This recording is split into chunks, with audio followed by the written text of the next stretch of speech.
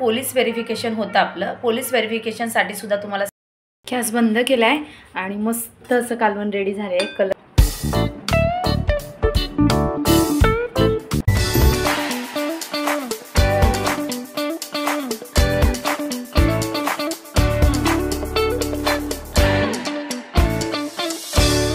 Hello नमस्कार, मी रश्मी तुमचं खूप सारं स्वागत करते आपल्या चॅनलच्या एका नवीन व्हिडिओमध्ये. आता वाजलेले आहेत बरोबर 12 वाजलेत आत्ता. आणि सकाळी मी चपाती भाजी बनवली होती, यांना डब्याला पण झाली आणि आम्हाला पण झाली. आणि आता शेवग्याच्या शेंगाचं कालवण बनवते. तर गावावरनं भरपूर अशा शेवग्याच्या शेंगा आणलेल्या आहेत. खराब होत नाही, त्यांना डब्यात घालून ठेवलं ना तर त्या 15 ते 20 दिवस आरामशीर राहतात, अजिबात खराब होत नाहीत. तर त्याचं पातळ आमटी आम्ही कालवण म्हणतो त्याला, त्याचं काळ्या मसाल्यातलं कालवण बनवते, दाखवते तुम्हाला. हे गावच्या झाडाच्या शेंगा आहेत आणि इथे मी वाटण करून ठेवले हे कांदा खोबऱ्याचं. आता ह्याची आमटी फोडणीला देते. बाकी इथे भात लावून झाला आहे, चपात्या आहेत. आणि मी डीमार्टमधून नवीन कढई घेतलेली आहे, मला खूप दिवसापासून घ्यायची होती. ह्याच्यापेक्षा थोडीशी अजून मोठी घ्यायची आहे, म्हणजे कोणी पाहुणे वगैरे आले तर त्याला पण बरं पडेल. ही जराशी छोटी आहे पण एकदम जड आहे आणि जाड अशी आहे, एकदम जाड बुडाची कढई आहे हे बघा. आणि चांगल्या ह्याची घेतली मी त्रिष्णाची ट्रायप्लायची स्टेनलेस स्टीलची ही कढई आहे. तर ह्याच्यात करते कालवण. परवा आम्ही डीमार्टला गेलो होतो बाजार भरायला, तर तेव्हाच मी ही कढई घेतली तिथे डीमार्टला. छान आहे कढई, खूप मस्त आहे.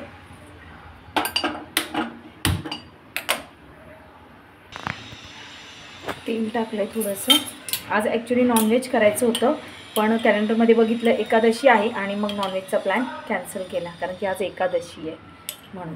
नाहीतर प्रथमला खायचं होतं नॉनव्हेज. आता 2 चमचे हा मी घाटी मसाला ॲड करते.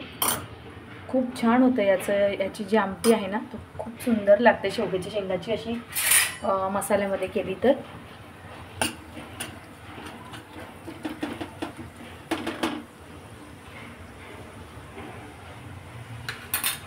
आणि मसाला थोडासा परतला ना की हे वाटण ॲड करते, परतून घेते याला. आज ना मी त्याला कांदा आणि खोबरं डायरेक्ट गॅसवर भाजलेला आहे, त्याच्यामुळे असा थोडासा काळा कलर आला आहे. तर ते काळं वाटण झालेलं आहे. आम्ही ॲक्च्युली म्हणतो पण याला काळ्या मसाल्याचं वाटण, कारण की पूर्वी कांदा खोबरं जे आहे ना ते चुलीमध्ये भाजलं जायचं आणि मग ते चुलीमध्ये भाजल्यानंतर आपोआपच खोबरं आणि कांदा काळा होतो आणि त्याच्यामुळे त्याला पहिल्यापासून काळं वाटण असं म्हणतात. तर मी आज तव्यावर हे सगळं न भाजता अख्खा कांदा आणि अख्खं खोबऱ्याचे जे तुकडे आहेत ते भाजून घेतलेत आणि छान लागतं असं भाजल्यानंतर जरा.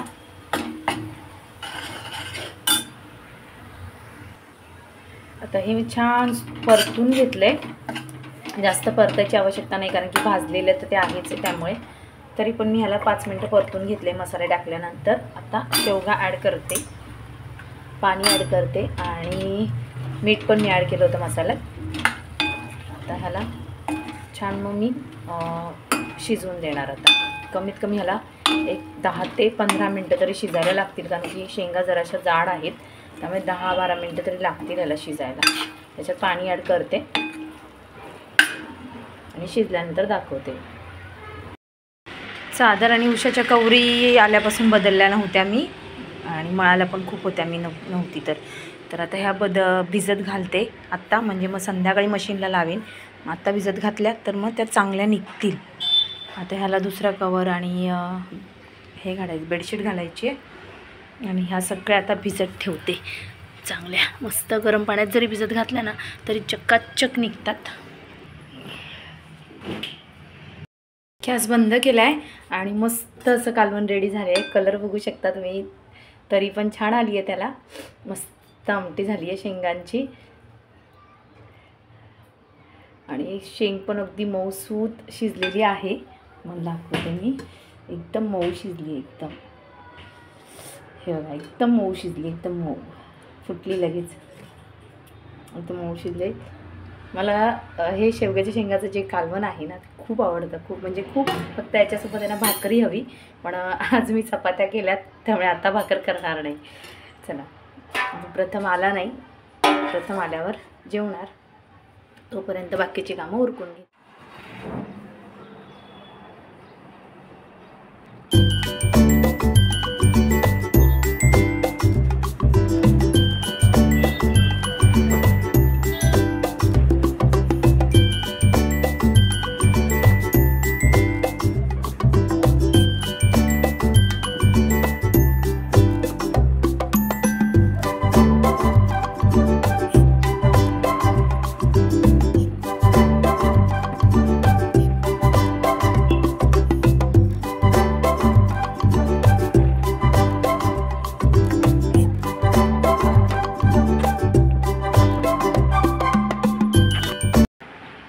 साडेचार वाजलेले आहेत.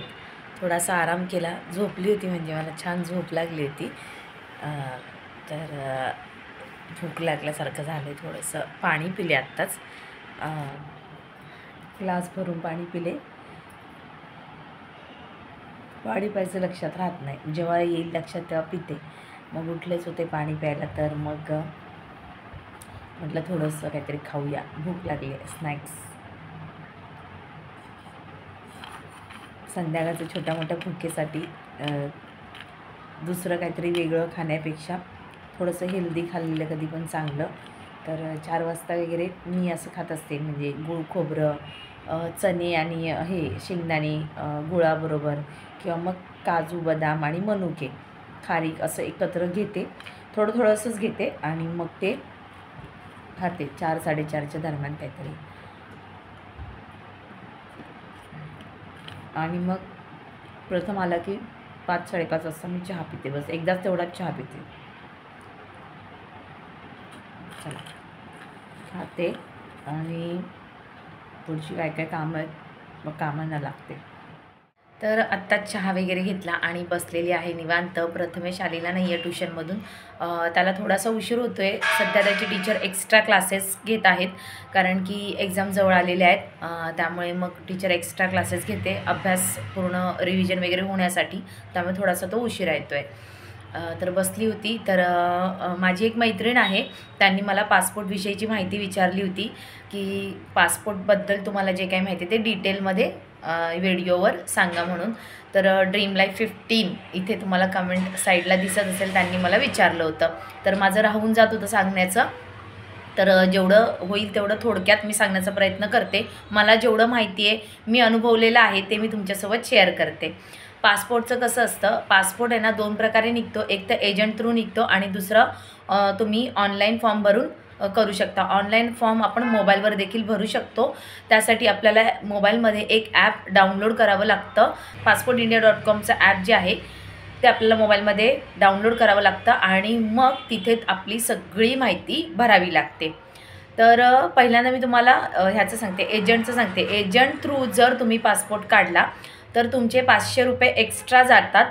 तर एजंट सगळं करून देतो, तुमचा फॉर्म वगैरे भरतो, सगळी माहिती तुमची तो तुम्हाला विचारून सगळं भरली जाते. तिथे तुमचे जे काही डॉक्युमेंट आहे ते तुमच्याकडनं अवेलेबल करून मग तो त्या जिथे अपलोड करायचे असतात त्या ऑनलाईन साईडमध्ये ते अपलोड पण केले जातात. फक्त सगळं तो बघतो एजंट. आणि तुम्हाला फक्त पासपोर्ट ऑफिसला तुम्हाला स्वतःला तिथे इंटरव्ह्यू देण्यासाठी जावं लागतं. तुमचा तिथे स्वतःचा फोटो वगैरे घेतला जातो आणि तुमचे जे काही डॉक्युमेंट आहेत ते ओरिजिनल सगळे चेक केले जातात. त्यामुळे तुम्हाला स्वतःला तिथे जावं लागतं, जिथलं कुठलं तुमचं पासपोर्ट ऑफिस तुमच्या नियर बाय आहे तिथे. त्याच्यानंतर परत दुसऱ्या वेळेला पोलीस व्हेरिफिकेशन होतं आपलं. पोलीस व्हेरिफिकेशनसाठी सुद्धा तुम्हाला स्वतःला जावं लागेल आणि तिथे सुद्धा तुमचे ओरिजिनल डॉक्युमेंट पडताळून पाहतात, म्हणजे तपासणी केली जाते ओरिजिनल डॉक्युमेंटची. बस 2च वेळेला तुम्हाला जावं लागतं आणि 15 दिवसाच्या आत तुमचा पासपोर्ट घरी येतो. मला 15 दिवसाच्या आतच माझा पासपोर्ट घरी आला होता. तर असं आहे एजंट थ्रू. एजंट थ्रू जर तुम्ही काढलात तर 2000 रुपये लागतात. 500 रुपये तो त्याची प्रोसेसिंग फी वगैरे जे काय असेल ते घेतो आणि 1500 रुपये पासपोर्टचे, असे म्हणून तो 2000 रुपये घेतो. आणि जर तुम्ही ऑनलाईन फॉर्म भरलात, जसं की मी केलं, मी ऑनलाईन मोबाईलमध्ये ते ॲप डाउनलोड केलं आणि त्याच्या थ्रू सगळी माहिती जशी जशी येत गेली तशी मी भरत गेली. पहिल्यांदा करतोय त्यामुळे अडचण येते, थोडंसं आपल्याला समजायला थोडासा टाईम लागतो, कारण की नवीन आहे आणि काही त्यांच्या जे काही लँग्वेज आहेत ते आपल्याला थोडंसं कळत नाही. त्यामुळे सगळं नीट विचारपूस करून नीट बघून आपल्याला तिथे सगळी आपली माहिती भरावी लागते. तर तुम्हाला येत नसेल तर त्याविषयीचे जे व्हिडिओ आहेत ते यूट्यूबला आहेत, ते बघूनच मग मी केलं होतं जे काय केलं होतं ते. आणि मोबाईलवर आपण तो फॉर्म फिलअप करू शकतो. तुम्हाला कोणत्याही सायबर कॅफेमध्ये किंवा कम्प्युटरमध्ये भरण्याची आवश्यकता नाही आहे, मोबाईलवर आपण भरू शकतो. मी सुद्धा मोबाईलवर पासपोर्ट अप्लाय केला होता.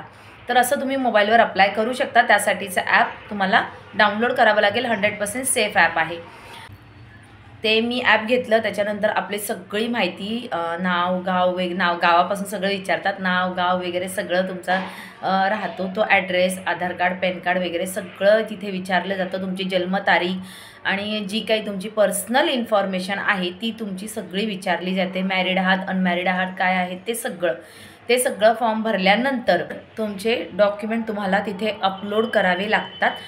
फोटो घेऊन मोबाईलमध्ये फोटो घ्यायचा आणि मग डायरेक्ट अपलोड करायचे. तर ते सगळं झाल्यानंतर आपल्याला आपले जे डॉक्युमेंट आहेत ते तिथे अपलोड करावे लागतात. तुमच्याकडे जे काही डॉक्युमेंट आहेत ते अपलोड करावे लागतात. आणि हो, एक कंपल्सरी तुम्हाला तुमचं म्हणजे समजा जर लग्न झालेलं असेल तर लग्नानंतर आपलं नाव चेंज होतं. तर त्यामुळे पासपोर्ट काढताना लग्नाच्या आधीचं काहीतरी प्रूफ तुम्हाला द्यावं लागेल, कारण की नाव चेंज झाल्यामुळे. तर बर्थ सर्टिफिकेट मागतात एकतर, नाहीतर मग 10वी-12वीचं मार्कशीट, कोणतंही एक मार्कशीट लागतं, कारण की त्याच्यावर आपलं लग्नाच्या आधीचं नाव असतं. त्यामुळे एक तर बर्थ सर्टिफिकेट नाही तर मग 10वी-12वीचं मार्कशीट हे कंपल्सरी लागतं, म्हणजे लागतंच. जर तुमच्याकडे ह्या दोन्ही वस्तू नसतील, असतातच सगळ्यांकडेच असते आता, पण जर इन केस ऑफ नसेल जर तुमच्याकडे तर मग बोनाफाईड वगैरे लागतं तुम्हाला. म्हणजे लग्नानंतर आपण बोनाफाईड करतो ना, तर ते बोनाफाईड वगैरे लागतं किंवा मग मॅरेज सर्टिफिकेट लागतं. पण जर कधी तुमच्याकडे बर्थ सर्टिफिकेट आणि मार्कशीट नसेल तर पण ह्या गोष्टी कंपल्सरी लागतात. जर तुमचं लग्न झालेलं नसेल तर मग हरकतच नाही आहे, की लग्नानंतर आपलं सगळं नवऱ्याच्या नावावर चेंज होतं. मिस्टरांचं नाव लागतं आणि जे काही आपल्या म्हणजे घर झालं, इलेक्ट्रिसिटी बिल झालं किंवा मग रेशन कार्ड, आधार कार्ड झालं, हे सगळं मिस्टरांच्या नावावर असतं. त्यांच्या नावाच्या मागे आपलं नाव लागलं जातं. त्यामुळे मग ते कंपल्सरी आपल्याला एक प्रूफ तो घेऊन जावा लागतो तिथे. तर तो तिथे असलाच पाहिजे. आणि तो तिथे तुम्ही अपलोड करायचा. आणि जे डॉक्युमेंट तुम्ही अपलोड केलेले आहेत ते तुम्हाला ओरिजिनल घेऊनसुद्धा जावे लागतात तिथे दाखवण्यासाठी. त्यामुळे तुम्ही जे काही अपलोड कराल तर ते ओरिजिनलसुद्धा घेऊन जा. झेरॉक्ससुद्धा सगळ्या गोष्टींची काढून जा. दुसरी गोष्ट, तुमच्या स्वतःचं प्रूफ काहीतरी पाहिजे. आता मी म्हटलं नवऱ्याच्या नावावर आपलं सगळं चेंज झालेलं असतं, त्यांच्या नावाच्या मागे आपलं नाव लागतं. त्यामुळे आपलं सेल्फ परत स्वतःचं पण काहीतरी असलं पाहिजे. म्हणून बँकेचं अकाउंट प्रत्येक लेडीजचं असतंच. तर बँकेच्या अकाउंटचं जे हे पुस्तक आहे ते पुस्तक घेऊन जायचं, पासबुक. आणि ते लेटेस्ट एंट्री केलेलं असलं पाहिजे, नाहीतर माझा गोंधळ झाला होता. बघितलं तुम्ही व्हिडिओमध्ये. जर कोणी व्हिडिओ बघितला नसेल तर मागचे जाऊन व्हिडिओ चेक करा. पासपोर्टच्या व्हिडिओमध्ये आहे. त्या एका गोष्टीसाठी मला पळापळ करावी लागली होती, कारण की लेटेस्ट अपडेट झालेलं नव्हतं. ते 1 महिन्यापूर्वीचं अपडेट होतं. त्यामुळे जर बँकेचं पासबुक असेल तर ते लेटेस्ट अपडेट केलेलं असावं. नंतर हे सगळं केल्यानंतर मग तुम्हाला एक अपॉइंटमेंट डेट दिली जाते. त्याच्या आधी पेमेंट करायला येतं. सगळं तुम्ही केलं आणि आईवडिलांचं सुद्धा नाव विचारतात, सगळं विचारलं जातं. तुमचं इवन तुमचं हे जन्म कुठे झाला ते स्थानसुद्धा विचारलं जातं. तर सगळं बरेचसं आहे. तुम्ही जसं जसं भराल तसं तसं तुम्हाला ती माहिती येत जाईल. तर ते सगळं झाल्यानंतर मग आपल्याला पेमेंटचं ऑप्शन येतं पेमेंट करण्यासाठी. आणि 100% सेफ आहे पेमेंट पण. मी ऑनलाईनच पेमेंट केलं होतं. एक तर फोनपे, गुगल पे किंवा डेबिट कार्डने तुम्ही पेमेंट करू शकता. पण ते सगळं पूर्ण प्रोसेस तुमची पूर्ण झाली, तुम्ही फॉर्म फिलअप केला तर त्याच्यानंतर तुम्हाला पेमेंटचं ऑप्शन येतं. तुम्ही पेमेंट करायचं आहे तिथे. 1500 रुपये पेमेंट आहे पासपोर्टसाठी. तर ते पेमेंट केल्यानंतर मग तुम्हाला कुठलं पासपोर्ट ऑफिस आहे महाराष्ट्रामध्ये, तुम्ही जिथे कुठे राहतात तर ते पासपोर्ट ऑफिससुद्धा आपल्यालाच सिलेक्ट करायचं असतं तुमच्या जवळपासचं. ते सुद्धा तिथे ऑप्शन दिलेले असतात. त्याच्यामध्ये आपण आपलं पोलीस स्टेशन आणि आपलं पासपोर्ट जवळपासचं पासपोर्ट ऑफिस सिलेक्ट करायचं. आणि त्यानंतर ते सगळं सिलेक्ट झाल्यानंतर मग आपल्याला अपॉइंटमेंट डेट दिली जाते. तर अपॉइंटमेंट डेटला कॅलेंडर येतं. त्या कॅलेंडरमध्ये तुम्ही डेट सिलेक्ट करायची आहे तुमच्या सोयीनुसार. तुम्हाला 4 दिवसानंतरचीच शक्यतो डेट मिळते. लवकर लगेच दुसऱ्याशी तिसऱ्या दिवशीची मिळत नाही. किमान 4 ते 6 दिवसाच्या अंतरावर तुम्हाला अपॉइंटमेंट डेट दिली जाते आणि त्या डेटचा टायमिंग दिला जातो की ह्या टायमामध्ये तुम्हाला यायचं आहे आणि त्याच टायमावर आपल्याला जावं लागतं. तिथे गेल्यानंतर मग तुमचं व्हेरिफिकेशन होतं. जे काय असेल ते ओरिजिनल डॉक्युमेंट, झेरॉक्स, सगळे फोटो सगळं घेऊन जावं लागतं. आणि हो, आपण जे पेमेंट करतो आपल्याला जी पेमेंट केल्यानंतर एक रिसिप्ट येते, म्हणजे मोबाईलवर येते रिसिप्ट येते, तिचा स्क्रीनशॉट आवर्जून काढा. कारण की आपण कुठेच एजंट थ्रू जात नाही, आपण ऑनलाईन करतो. त्यामुळे आपल्याकडे पण काहीतरी प्रूफ पाहिजे. तिकडे गेल्यानंतर मागतात की पासपोर्टसाठी आलेले, तर त्याचं काहीतरी असतं. तर स्क्रीनशॉट काढल्यानंतर तुम्ही मोबाईलमध्ये पण दाखवू शकता, नाहीतर त्याचं प्रिंट पण काढू शकता. तर आणि पेमेंट केलेल्याची अपॉइंटमेंट डेट वगैरे सगळं त्या रिसिप्टवर असतं. तर ती रिसिप्ट तुम्हाला तिथे गेल्यानंतर दाखवावी लागते. तिथे गेल्यानंतर तुमचे डॉक्युमेंट सगळे ओरिजिनल चेक केले जातात. परत तुमचा फोटो काढला जातो. तुमचं 3 ते 4 काउंटर असतात, तिथे व्हेरिफिकेशन होतं. सगळं विचारतात तिथे बस. आणि तिथे कमीत कमी 1 तास 1.5 तास तरी जातो आपला. आणि ते झाल्यानंतर मग परत 2 दिवसांनी तुम्हाला पोलीस स्टेशनमधून फोन येतो व्हेरिफिकेशनसाठी, किंवा मग मॅसेज येईल. फोन येईल किंवा मग मॅसेज येईल आणि मग तुम्हाला परत पोलीस स्टेशनला पण जावं लागतं. तिथेसुद्धा तुमचे ओरिजिनल डॉक्युमेंट पाहिले जातात आणि झेरॉक्सचे जे काय आहे ते घेतले जातात झेरॉक्स. तर असं सगळं आहे. आणि ते सगळं झाल्यानंतर आणि पोलीस व्हेरिफिकेशन झाल्यानंतर 8 दिवसामध्ये आपला पासपोर्ट आपल्या घरी येतो, जो की हा असा आहे. तर एवढी काही म्हणजे म्हणतात ना, एवढे थोडेसे एफर्ट्स तर आपल्याला घ्यावेच लागतील जर 500 रुपये वाचवायचे असतील तर. आणि काही एवढं अवघड नाही आहे फॉर्म भरणं वगैरे, मोबाईलवर काहीच अवघड नाही आहे. मी तर म्हणे तुम्ही ऑनलाईन मोबाईलवर फॉर्म भरा, त्याचं ॲप घ्या आणि जे काय आहे ती माहिती भरा. खूप सोपं आहे. विनाकारण एजंटला 500 रुपये घालवू नका. आणि हेच करतो एजंटसुद्धा, हेच सगळं करतो. आपण मोबाईलवर भरतो, तो कम्प्युटरवर भरतो. कारण की बहिणीने एजंट थ्रू काढला होता, त्यामुळे मला माहिती झालं. आणि मग मी तो ॲप घेऊन मग मी ऑनलाईन काढला. तर असं सगळं आहे. 1500 रुपयामध्ये पासपोर्ट आपल्या घरी येतो. तर आय होप मी सांगितलेली माहितीने तुम्हाला सॅटिस्फॅक्शन भेटलं असेल. याविषयीचे अजून डिटेल व्हिडिओ यूट्यूबला आहेत, ज्याला कोणाला पाहायचे आहेत ते पाहू शकतात. पण पासपोर्ट काढणं एवढं अवघड नाही आहे, खूप सोपं आहे, काहीच प्रॉब्लेम नाही आहे. फक्त पोलीस स्टेशनला कुठलीच आपल्या म्हणतात ना केस नसली पाहिजे, कुठलं काही म्हणजे काही इश्यू नसला पाहिजे. याच्या आधी पोलीस स्टेशनला कुठलंच कशामध्ये नाव वगैरे नसलं पाहिजे. तुमचं क्लिअर टायटल हवे तुम्ही, तर तुमचा पासपोर्ट इझिली निघतो. जर पोलीस स्टेशनला कुठली कंप्लेंट असेल, तुमच्या नावावर केस असेल, तर मग पासपोर्ट निघण्यासाठी प्रॉब्लेम होतो. तर आय होप मी सांगितलेली माहिती तुम्हाला समजली असेल, थोडक्यात सांगितली आहे. आणि अजून काही प्रश्न असेल तर नक्की कमेंट बॉक्समध्ये विचारू शकता. आणि आजचा व्हिडिओ हा इथेच संपतो, कारण की थोडासा मोठा झालेला आहे आणि ज्यांची कुणाची रिक्वेस्ट आहे ते मी पूर्ण केलेली आहे. अजून काही रिक्वेस्ट असतील तर रिक्वेस्टेड व्हिडिओ इथून पुढे येत जातील, त्यामुळे प्लीज रिक्वेस्ट करा, मी नक्की त्यावर व्हिडिओ बनवेन. आणि चला, आजचा व्हिडिओ हा इथेच संपतो. उद्या पुन्हा भेटते अशाच एका छान छान नवीन व्हिडिओसह. तोपर्यंत बाय बाय.